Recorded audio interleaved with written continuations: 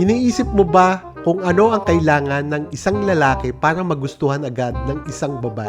Ang una kong ibibigay sa iyo ay yung mga obvious na gustong-gusto ng mga babae. So mag-umpisa tayo sa kauna-unahang gustong-gusto ng mga babae sa mga lalaki. At ang una na nga dyan, at alam naman natin na gustong-gusto ng mga kababaihan sa mga lalaki ay ang face value.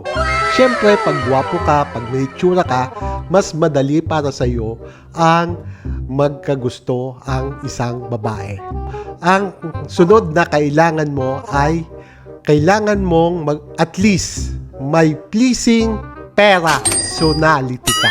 At ang pangatlong kailangan mong katangian para magustuhan ka agad ng mga ilang kababaihan ay kailangan mo ng karakter.